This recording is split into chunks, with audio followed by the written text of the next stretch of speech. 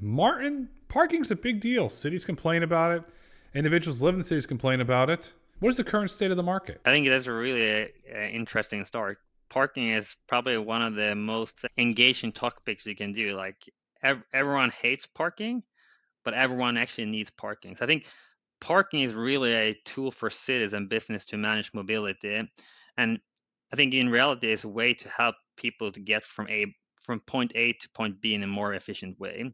But in reality, a journey for a customer is never going from A to B. It's actually going from A to B via P. I think parking and especially lack of managing parking have a massive impact on mobility and traffic flows within a city. I do think that parking will become even more important for cities to manage going forward due to the fact that more and more people moving into cities. So then the scarcity of space and competition of space will be harder going forward. So this is going to be an even more interesting topic going forward. So I'm excited to be here and talk about parking. What's the business of parking? I think business of parking, people typically don't think about it, but parking is more similar to a real estate business where the landowner, typically a city or a private landowner, get a rent or revenue for the utilization of the space. Today, majority of this space is either heavily subsidized by a city or given out for free. So in the US, 9 out of 10 cars or 9 out of 10 parking spots in today is not regulated,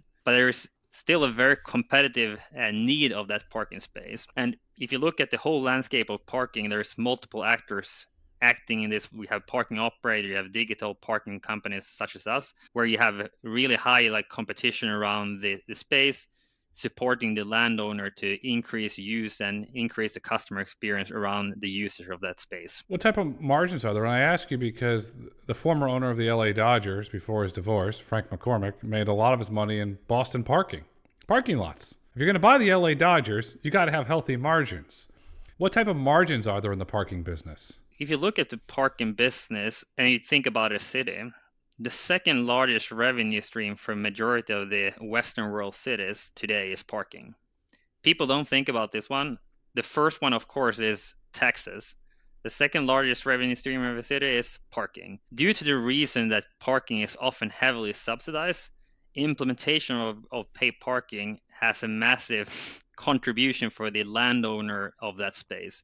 But majority of the margin goes to the landowner itself. So if you want to make money in parking, you should be a landowner. If you're going to be a landowner, but the city owns the road, and is that why they have meter maids to basically enforce a tax or a toll on their land to ensure that that revenue keeps going? Because being the number two largest revenue generator for a city behind taxes is pretty impressive. I didn't think I'd made fines or something.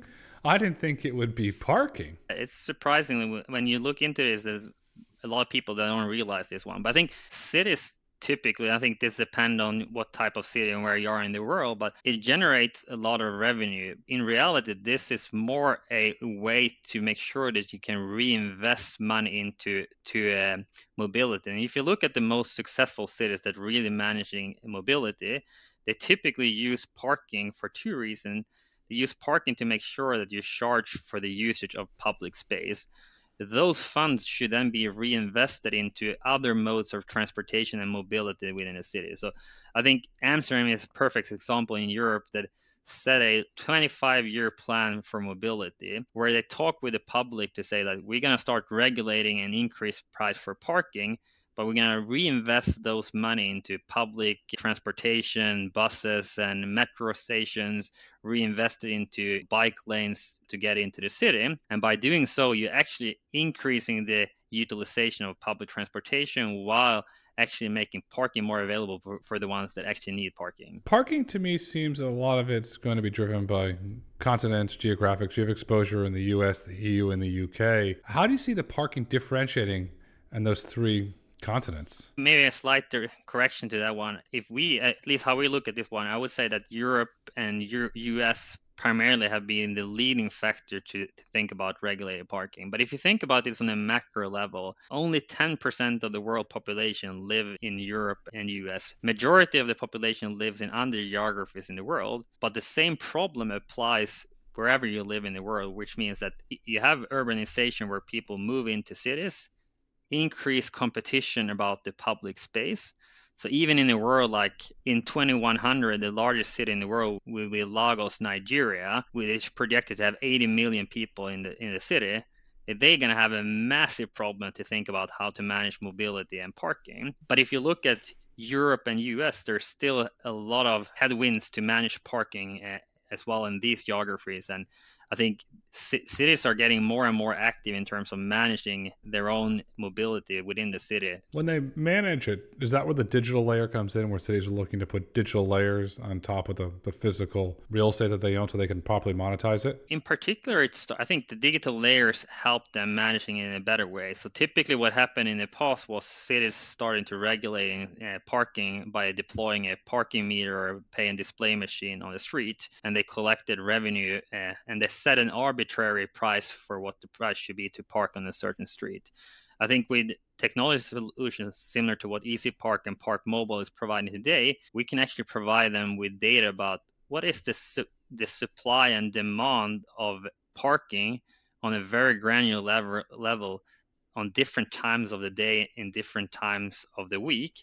And the city can actually then set the right pricing and policies to manage mobility given what the actual demand and supply is at any given time. I think this has been a kind of fallacy in the past where you set an arbitrary price without access to the right type of data. Is dynamic pricing for parking currently live anywhere in the world today? There's been some tests around. I think here in the US, they've done some tests, and they've done some tests in Europe as well. I think the problem with dynamic pricing is that you increase the risk. If you want to change behavior, you want to make sure it's predictable for you as a consumer to know what the price is. So I think like in the near term, the best way of actually impacting mobility is to provide differentiating pricing, but they are predictable for you as a consumer. So in some of the tests, when you do dynamic pricing, you have already taken the choice to take your car when you go downtown. But if you come downtown and the price for parking now 8 times more expensive, it's actually a risk of you start cruising around the city trying to find a cheaper parking spot, which actually increase congestion in the city. I think how cities should really think about this is do differentiating pricing and say like certain hours of the day, we know that the occupancy is high. So therefore we provide transparency that the price will be higher during these hours. And then consumers can plan their trip in ahead. But doing dynamic pricing when you arrive will not change the consumer behavior because you're already driven for 40 minutes with your car downtown and now you're late for your lunch, which means that you either will cruise around trying to find a cheaper one or you will anyhow pay for the same price as you did before. Where do events? Obviously, we have the European Football Championships going on now. In America, we have baseball, and all over the world there's concerts. And the closer you get to that venue, there's some clever entrepreneur there. Want to park in my yard? $50. You get close to the venue, want to park in my yard? $75. The price keeps going up as you get closer to the venue, and then, oh, wait a second, 5 minutes of showtime. Lower the price. Let's fill it in. That's a low-tech version of dynamic pricing. So where do events fit in? Because a lot of events are hosted in major cities around the world. Yeah, and I think that's a good point. That's probably the closest you get to dynamic pricing. I think the private parking operators in particular are probably better in terms of doing dynamic pricing, especially around events. What we've seen in event types as well is that there's actually a need and a wish for consumers to be able to reserve a parking spot before you arrive. And there is actually technology out there today for reserving parking spots when you go into your local baseball game. The biggest challenge we and our industry peers have today is that how do you train consumers to reserve a parking spot? Because parking is a very low engagement industry. I think, Grayson, you probably never woke up in the morning thinking it's going to be fun to pay for parking. You typically arrive at the location and say, oh, I actually need to pay those $75 for my parking. But there is technology today to reserve a parking spot to guide you to the closest destination or reservation. When you arrive at the arena, you have more time to spend time in the arena versus trying to find the best parking spots. But I think we and our industry peers here have some work to do to train consumers that this is an available option. Here in the States, you're seeing it with baseball games now, especially with spring training. You pay $20 or $25 to park. You get there. Okay, so I prepay for it. Where do I go? Next thing you know, you're right next to the stadium. This was great. I'll do it every time. And if you don't do it, they send you the lot across the street and you have to walk. So that's an example of trying to train the consumer, hey, for $5 more, you can just basically park across the street.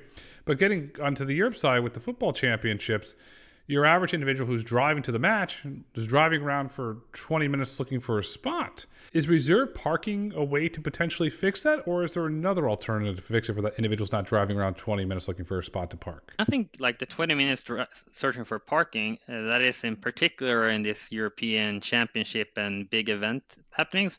But this is not an unusual experience for consumers that go downtown and trying to figure out how to park. So I think there's, especially around event parking, I think reservations is a perfect example for reducing congestion to find parking.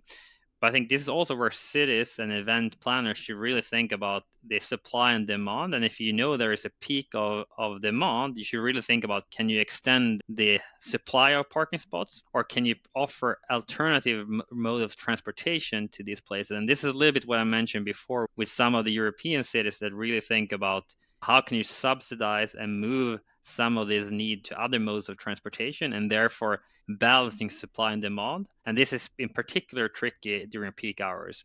And this is something that a lot of cities are struggling with today, is that if you ask a random citizen, do we have too many parking spots or too few? Two different persons can say that it's too many and it's too few at the same time, and both are right. Because you might have too few places in a certain part of the city, but you have too many in others. And during a certain time of day you have. So really think about supply and demand as a way for making sure you can reduce search time for consumers. But this requires a lot of data, and I think cities could really help. I mean, Park Mobile and many of our industry peers to make better and well-informed decisions. When you look at making better informed decisions in reserve parking, the first thing that comes to my mind is personally owned autonomous vehicles. They're coming. We had the announcement from Rimac for the Verne. It was really clever, named after Jules Verne, and watched the interview on Top Gear, and they made a very clever, very brief remark about being able to control the vehicle for the day. And Miss Mary Barra, the chair and CEO of GM, was talking about personally owned autonomous vehicles, and Tesla has done it as well. It's coming. It's going to be a big trend. It's going to actually be bigger than robotaxis, in my opinion. Well, if you're going to a football match or going to a baseball game, what you described, can you reserve a spot for your autonomous vehicle? Okay, so the vehicle's picking you up at your home, or you're leaving your home. You're going to the match or the game, vehicle parks in that spot ahead of time. Does that become a catalyst to potentially drive adoption where the vehicle has a place to sleep when it's not being used in the personally owned example? I think this is a perfect example where, and you kind of pointing it like, I don't think in an autonomous world, I don't think you as a consumer should reserve a spot. This is where the car itself should be intelligent enough to reserve a spot for them. Because you think about it, like, even in a world where you don't even have a autonomous vehicle, why do you as a Grayson need to pay for parking? Why can't the car pay for you yourself? Because if you know that you're in a regulated parking zone and you're stopping your vehicle, the car itself should be able to detect that you're standing still, and that's the definition of parking, and therefore they start a transaction for you. I think this is where we and others will have to work with innovation to help you as a consumer remove friction, to remove this choice, because it's not something that you're gonna miss. If we solve that problem for you, you're not gonna miss paying for parking. No, you're not going to miss for it. So let's go back to the innovation side. Does Park Mobile become the parking OS for autonomous vehicles, where it's already built in? Your credit card's on file. It already knows. You just say, okay, car, take me to game. And then it already knows what to do. I think this is a very likely scenario where Park Mobile will start working together with OEMs to provide parking experience, both in terms of reserving parking spots when you go into a game, but even when you're in a city. Why do you as a consumer need to park and pay for parking? When you're dropping off at a certain location, the car should be able to drive away to a nearby parking spot and park, and therefore also paying for parking. And I think that requires a lot of data, both in terms of what is the available parking spots around you, as well as how do you actually pay for parking, and what is the right parking fee. And if you go around like in Europe and you go up to a random street, parking regulation is very complicated. You can see street signs with parking rules that have 8 different signs below each other, and you as a consumer, you need to have an IQ of 200 to understand, can I actually park here or not? And I think this is where we can help OEM manufacturers and technology companies to digitalize the analog world of parking. Now you've got me thinking. So we're going to have some fun here. We're going to have this what if scenario. There's a very large movement towards subscriptions for vehicles and for autonomous vehicles. And I start to think about the future of autonomous vehicles. Use Tesla, for example.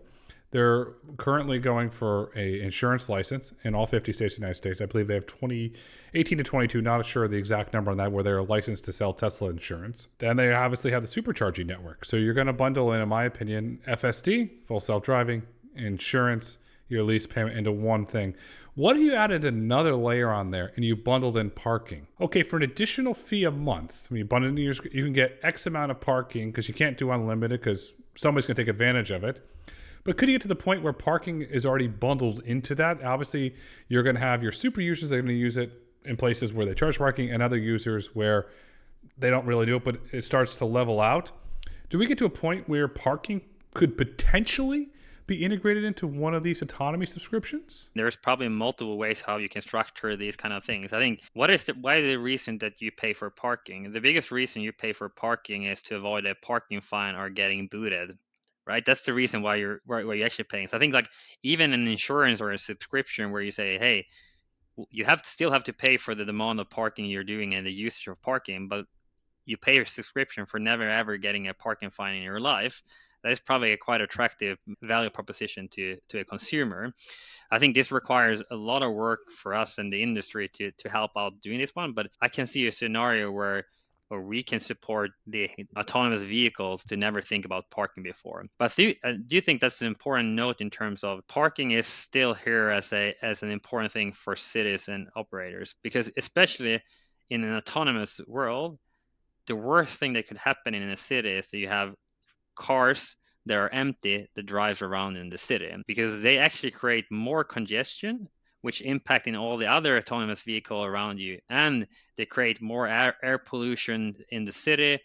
It's a terrible experience. It's a wear and tear of the infrastructure in the city. So cities really need to think about like how do you make sure that you incentivize the autonomous vehicles to park or being in other places when they're empty and do not drive either passenger or packages. Where do you see those autonomous vehicles parking? Do you see them going into a city center garage? Do you see them going to perhaps something on the outside city? There was always the debate, well, parking garages are going to go away. I said, but it makes no sense for the vehicle to drive 20 miles away to come 20 miles back. Makes no sense because the individual's not going to want to wait. Does that whole urban myth, which it was years ago, these are going to become green spaces, do those become autonomous vehicle staging lots where they get cleaned, they get charged because the infrastructure is already there, and to put electrical infrastructure in to modify it is not a big financial upgrade? I think and I might be biased because I've been in the parking industry for a while here, but I do think that parking, both off-street parking as well as on-street parking, will still remain. The question is then the balance of what is the amount that will remain. But I think one thing that typically, at least I think about when you think about autonomous vehicle, what are you as a consumer looking for? You're looking for convenience to make sure that you can get picked up the same way you could be before or even more efficient, which means that in a fully autonomous vehicle, you don't want to wait 20 minutes for your car to come downtown. You want to make sure it can park closely where you are. And even in a world where you don't own your own autonomous vehicle, like during peak hours, you definitely don't want to wait for 25 minutes to get your ride being picked up. So I think it's going to be more thinking about how do you balance, and I think there might be off-site lots where the amount of parking is low that you might go away and temporary park.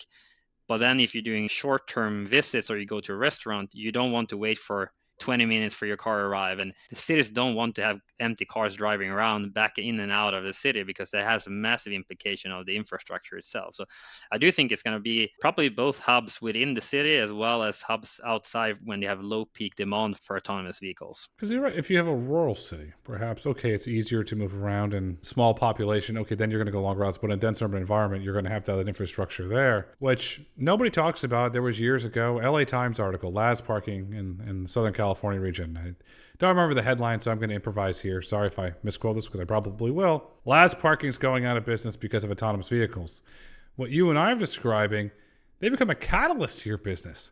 They become this cash cow. Or I'll give you a term, steroids. You're going to inject some steroids into the business. They can help you grow. Is that how you're currently viewing autonomous vehicles? Yeah, for me, I think like autonomous vehicle is going to be, and we're excited about the autonomous vehicle. I think the trickiest question is when is this going to be fully adopted and how will this look like? I think the biggest challenge is going to be how fast cities can adopt their current policies and their way of managing mobility within a city. I think it's not going to be LAS or SP Plus or any of the private operators. They will be much nimble and quicker to adjust to this new reality. And I think your point around like LAS and SP Plus will be able to provide additional service for self-driving cars. They also still need to be maintained clean. They need to be charged. All these things where they are in a really good position to be able to support these companies. They kind of go into this industry. So I think they're having actually a quite fantastic business, and I think they're going to be well prepared to serve this transformation when and if it comes. It's going to come. It's going to come. Let me rephrase myself. I fully agree. I think the question is just when and in which order it comes from a geography point of view. But I fully agree with you. I think this is a direction of travel. So I'm excited about that future. I'll give you a point. We're seeing patterns. There's patterns in the markets now. So I was at San Francisco market, Los Angeles market, Phoenix market, Dallas, Houston, Atlanta, Miami. Those are going to be your major concentration hubs, probably for at least for the next 5 years.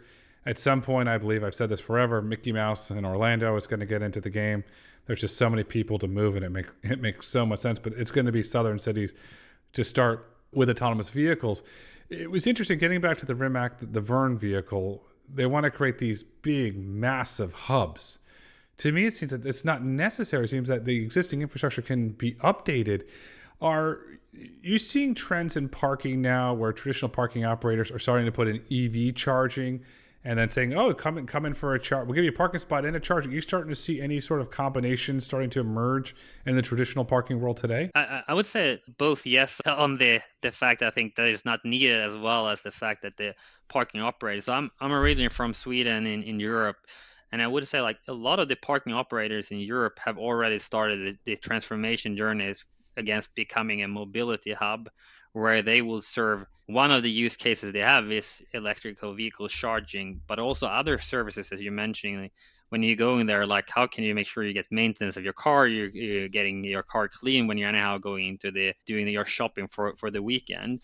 And I would say in Europe in particular, which probably is 10 years ahead of US in both digital parking as well as EV, many parking operators are now obliged to implement EV charging due to legislation done by governments in their country. And this is actually I would say one of the trickiest things for a lot of parking operators to manage, because it requires massive amount of capex to implement EV charging, but the margins are very slim for doing so. So parking operators get forced to implement things that they might not get return on investment. I think long term, they will definitely have a strategic play where they can provide EV infrastructure to cars like autonomous cars.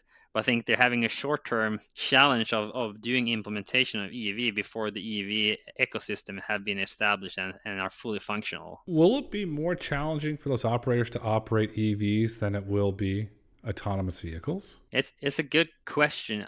I think the parking operator probably need to change the capabilities they have within the company, because if you think about EV charging with consumers like you and I, is a different type of consumer behavior you need to manage and complexity around it. When you have autonomous vehicles, I think it's more around having a very lean operations and make sure that the services are efficient, but it requires less human interaction. So I'm not sure it's going to be more complicated, but I think they really need to figure out how to develop new capabilities and operational efficiencies around autonomous vehicles. So it's going to be a transformation for them, similar to others in the industry when this technology is being adopted. It's going to be a transformation, but the autonomous vehicle industry is doing what the EV industry failed to do, and they still fail to do. The autonomous vehicle industry is training technicians to operate on these vehicles, to fix these vehicles. On the heavy duty side, Ryder has done a fantastic job training technicians to work on autonomous trucks, and perhaps somebody similar to Ryder does it for passenger vehicles. On the EV side, they have a technician problem. Their hardware breaks all the time. I have an EV. It's a piece of junk.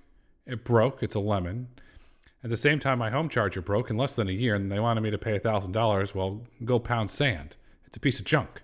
There's a common denominator there. The equipment doesn't work, and when you look at the hardware that's out there for EVs and you go on Reddit, and there's some really great subreddits, there's horror stories about this. I took my family to a spring training game this spring. We get to the stadium. Across there is a charger. 2 of the 6 chargers were broken. And there's a gentleman there fixing it. Sir, I'm here every day. I know this is a common problem. Are the parking operators, are they responsible for fixing these chargers that are operating there? Are they dealing with the same problem as an EV owner? I think you're hitting a point where I think is also a struggle with the adoption of EV, both from a consumer point of view, but also an investment point of view. I think we as a collective have been rushing the implementation of EV infrastructure before the EV infrastructure was ready. So we're now living in a world where you have a lot of legacy deployment that is not really good. But for a consumer, you don't care if it's a legacy solution or not. You just see that this is not working. I do think that, and I can see some of the operators and the CPOs out there is starting to get at least more efficient and more effective. But I think they're struggling still with, as a consumer, there's still 2 out of 6 that doesn't work, and the plug that you needed to your car is not compatible with the charge point that you're getting to, or the payment doesn't go through because there's less connectivity in the garage. I think this is a very complicated thing. So the operators, I think, do struggle, but I would say they're getting also more and more efficient as the technology develops and gets better. But they're gonna live with some legacy here for a long period of time due to the high costs and capex investment required. Are the parking operators making that capex investment in electric vehicles, or are they saying, well, wait a second, let's look at the Edmunds data, let's look at the TrueCar data? Consumers are shifting to hybrids in pretty large numbers, and a lot of consumers that buy EVs outside of Tesla are going to hybrids simply because they work. Are they pulling back on that capex and saying, wait a second, we don't have to spend all this money because the market is clearly shifting? I would say it's probably like a geography call for that one, but I think in many geographies, especially in Europe, this is not a mandatory is a mandatory obligation they get pushed from them from the government where they need to invest, and there's, especially in Scandinavia where I'm from, there's requirements of how many charging posts should you have in a garage with X number of spots. Because in Norway, for example, 9 out of 10 cars fully electrical, and they will sell the last petrol car in 2025. So this puts requirements from the government that the parking operator needs to invest in EV independent of the usage itself. But I do think the parking operator trying to optimize the usage, and that's where I think the interplay between parking and charging become really important, because the worst thing that could happen is you having someone blocking a charging pole only charge for 30 minutes but park for 4 hours. So I think the combination on how you manage parking policy and charging policy becomes even more important for a parking operator. How do you do that? If you look at traditional parking, you park on the street, you got a boot. That's one example. Or you do something bad, you get towed. You block a driveway, the tow truck comes. But, this is a big but, if the electric vehicle's plugged in, you can't have a kablooey situation where it pulls out the electrical infrastructure. What is that policy? Is it a 10x, 20x? I'll be draconian. 100x fine if you don't move it? How are those policies going to be developed, and how are they going to be enforced? Typically, how it's been done in Europe so far, so there's 2 things. So one is, if you do not charge, the parking fine or the charging fine in this example is a massive one. So it needs to be, it needs to be a real burn if you're not charging and parking. But what they typically do though is that they do progressive tariffs. So if you, during the time that you do charge, you only pay for the charging fee or for the electrical fee. And then if you stop charging but you continue parking, you have a progressive parking fee that goes up that you need to pay for every hour or every minute that you stay. I think in Europe in particular, it's different in terms of parking. So in the US, you typically buy times. You buy 2 hours of parking. In Europe, primarily the mode of paying for parking is you pay per minute. So you start your transaction, and when you're leaving, you're stopping your transaction, and you only pay for 1 hour and 17 minutes if you're only staying for 1 hour and 17 minutes. But then the parking operator can work with progressive tariff to make sure that you pay additional fee the longer you stay without charging, which incentivizes consumers to move the car. Autonomous vehicles solve that problem. They just move. Time's up. They move to the next spot. It seems that they're going to be the city's best friend. They're going to be the parking operator's best friend. They're going to be the toll enforcement's best friend. And the consumer's best friend, ideally. Yes, I can't wait to get a personally owned AV. They're coming.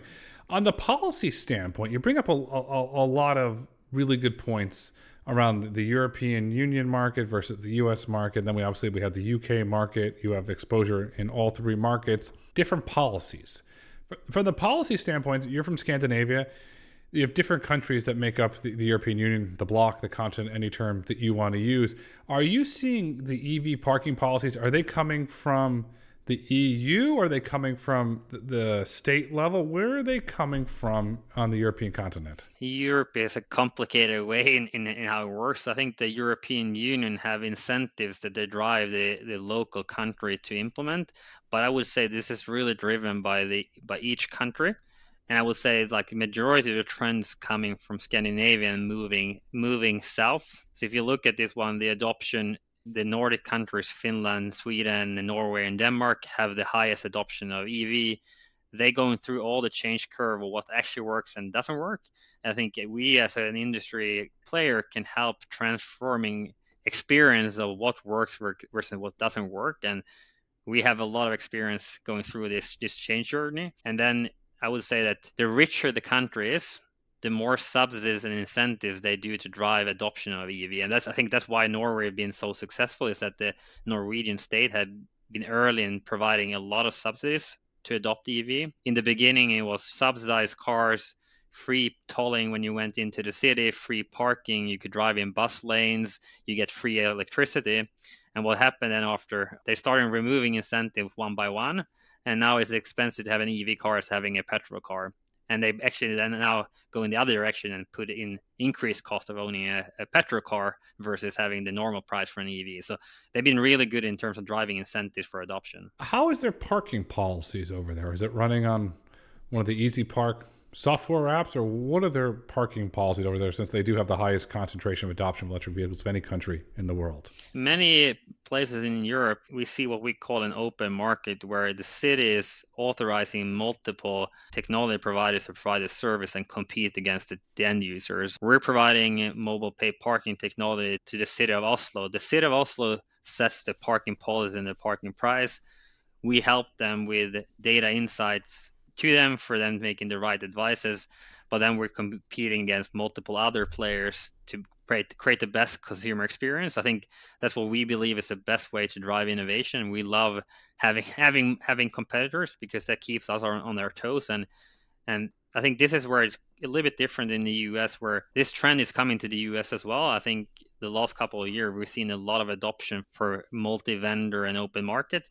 But I would say again here, being a little bit later on the adoption versus European markets. But in reality, it's often the city and the parking operators that dictate and set the parking policy terms to think about how that impacts mobility within the city. Going back to the founding of EasyPark in 2001 in Scandinavia, that area, that part of the world, was very early on cell phones with Ericsson, with Nokia. The brick phones were great. The N90 was great. The Terminator phone that would open up. There's a lot of innovation around text messaging.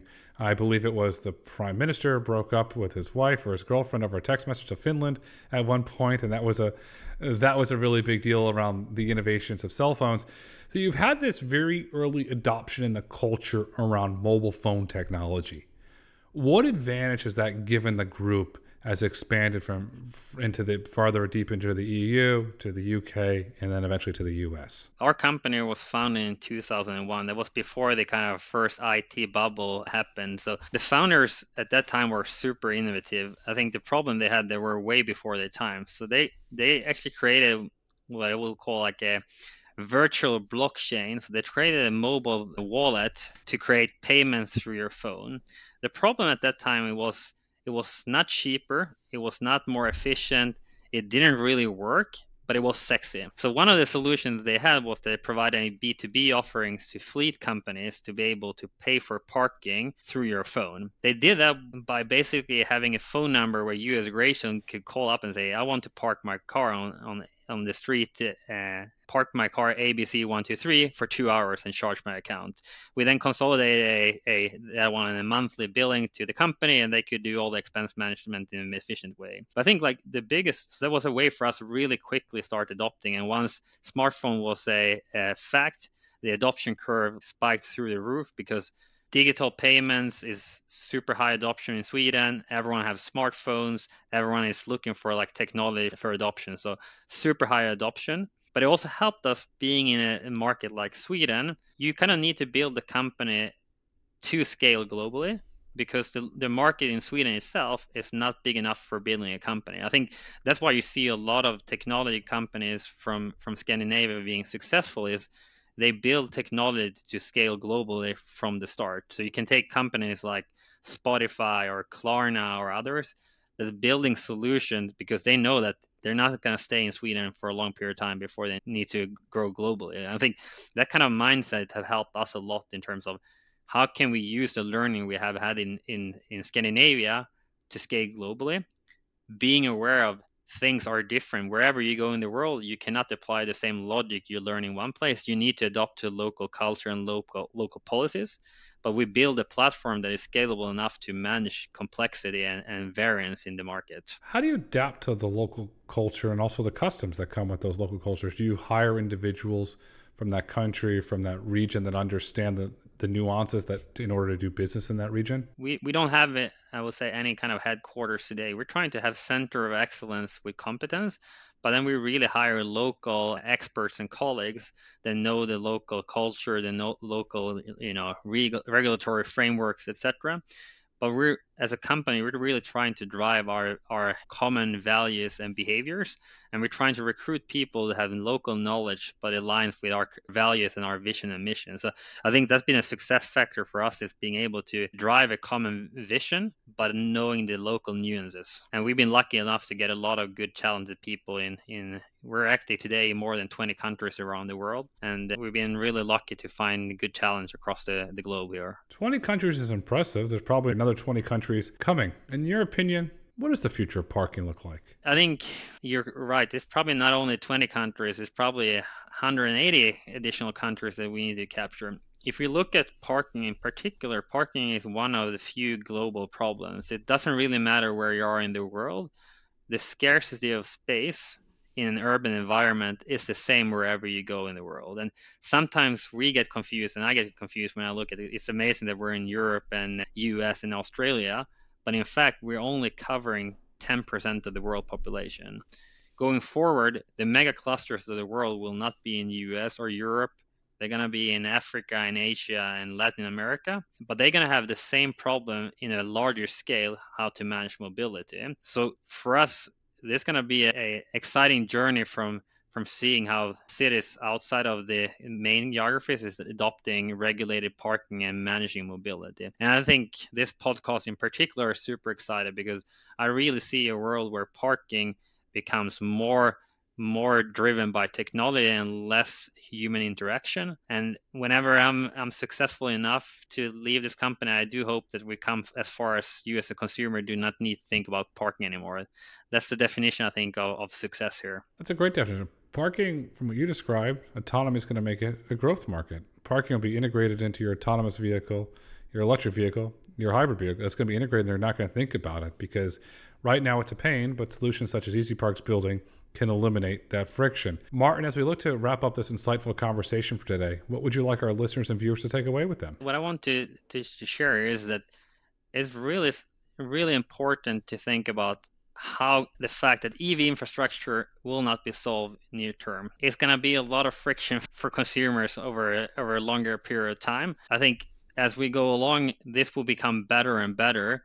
Autonomous vehicles will also increase customer experience, but this is also a need for cities to more actively managing how to think about parking mobility when you go into this one. And I think overall, we should all be better in using smarter technology and data to improve cities and infrastructure overall.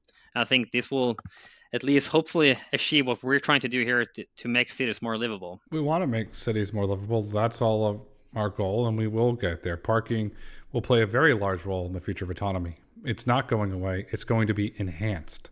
The future is bright. The future is autonomous. The future is parking. Martin, thank you so much for coming on the road to autonomy today. Thank you for having me.